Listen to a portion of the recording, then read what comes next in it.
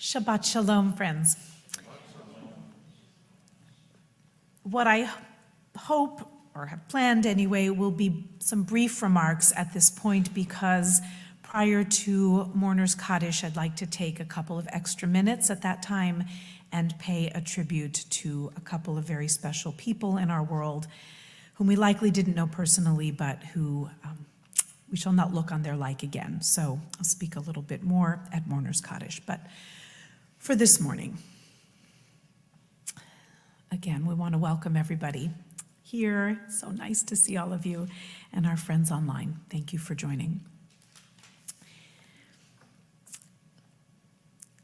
It occurs to me when reading Parshat Vayeshev that there are a number of kinds of imprisonment described in it.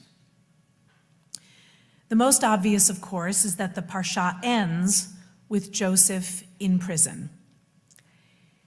Wrongly imprisoned in Egypt for charges of sexual assault leveled against him by Mrs. Potiphar. And that's where the Parsha ends, with Joseph in jail. Earlier still in the Parsha, Joseph is, however briefly, but nonetheless rather impactfully, imprisoned in a pit. He is thrown into a pit where the Torah famously says there was no water in it, which led Rashi to also famously comment there must have been nonetheless snakes and scorpions in it. This was a frightening pit, a frightening brief imprisonment that nonetheless likely left its mark on Joseph for the rest of his life. And even prior to that, Joseph seems to be in a kind of prison of his own family's making. He is in a prison of aloneness. Though he is exalted and doted upon by his father, it walls him off from his family, from his brothers who should have been looking out for him. The one group of people upon whom he should have been able to count, and they are the group that betrays him. It is a prison of loneliness, a prison of a kind of twisted pride and egotism that even if we haven't been actually in a pit, or I'm praying, God forbid, not in an actual prison, I think we can all relate on a lot of levels to the feeling at time that we are cut off from the rest of the world, maybe even from those who are supposed to be closest to us. And so the idea of imprisonment has been on my mind this week, particularly with this Parsha, and particularly with some news items that have caused me at a couple of times to have, I think, real waking nightmares, and maybe even sleeping ones as well. You all know that this week, a little bit earlier, we heard of the release from prison of Brittney Griner, a WNBA star who was imprisoned in a Russian prison for the last 10 months. We learned earlier this week from President Biden when he tweeted, "Moments ago, I spoke to Brittney Griner. She is safe, she is on a plane, she is on her way home." The basketball star's nearly 10-month detention in Russia was indeed over, and he gave brief remarks verifying the news. Brittney's wife, Cheryl Griner, spoke and said, "Today my family is whole, but as you are all aware, there are so many other families who are not whole.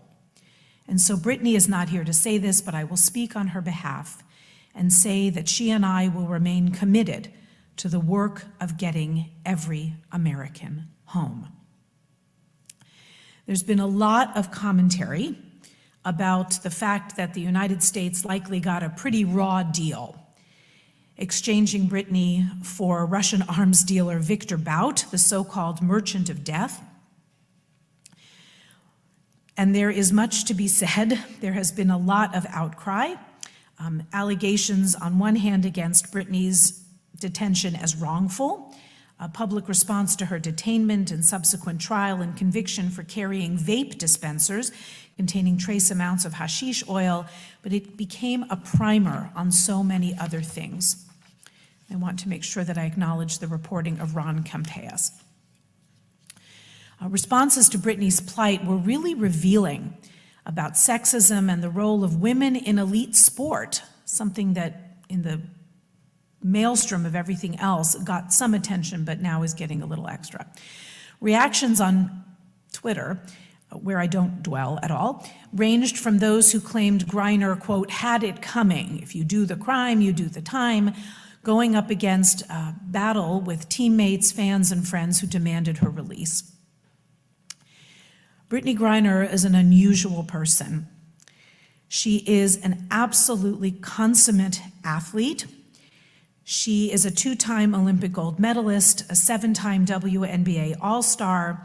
In the gold medal game against Japan at the Tokyo Olympics last year, she hit 30 points on 14 of 18 shooting with 5 rebounds and 3 blocks to her card, a record for points scored by a U.S. woman in a gold medal game.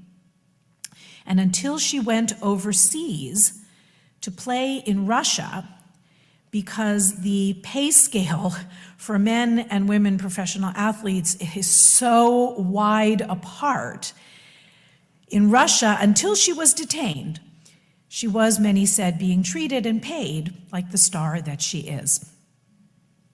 Of course, she is a gay woman. She is Black.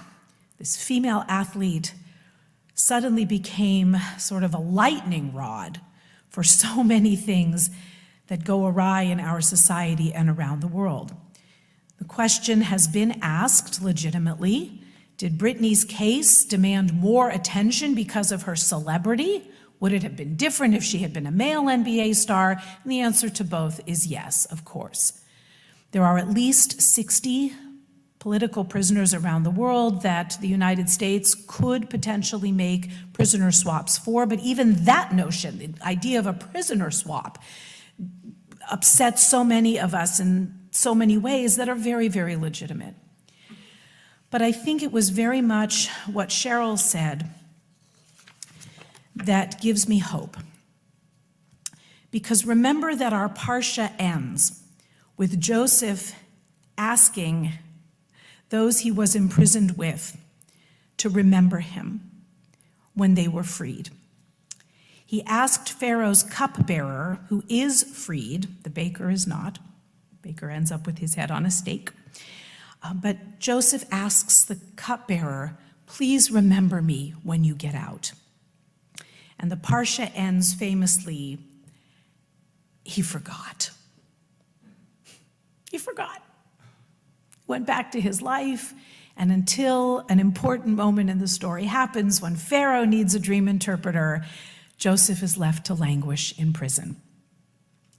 And that really is the piece of this all that gives me hope. Because in this moment of terrifying relationships, or lack thereof, with Russia and the terrible aggression in Ukraine, yes, Mr. Bout, the merchant of death, has gone home to his comrades. But Brittany Griner, because of her celebrity, because she is such a unique and remarkable human being in the way that God made her and the talents that she has, her fellow prisoner, Paul Whelan, has not been forgotten. Instead, this sorry incident has shined a light on Mr. Whelan's imprisonment, where he has been held on charges of espionage, which he has strongly denied since December 2018. His release was not part of the deal, and many people are very unhappy about that, but this is the deal that was able to be gotten. And the hope is that Brittany Griner's celebrity and status will be used as a platform for good. She and her family have pledged to continue working, as Cheryl said, to getting every American home. Unlike Joseph, when he was left to languish in prison, forgotten and alone, Paul Whelan and maybe I hope so many of our other wrongly imprisoned American citizens, American brothers and sisters around the world, will also be brought home. May they not be forgotten. May these terrible ordeals of these people not be for nothing. May we remember, and may we work to bring all of our brethren home. Shabbat Shalom.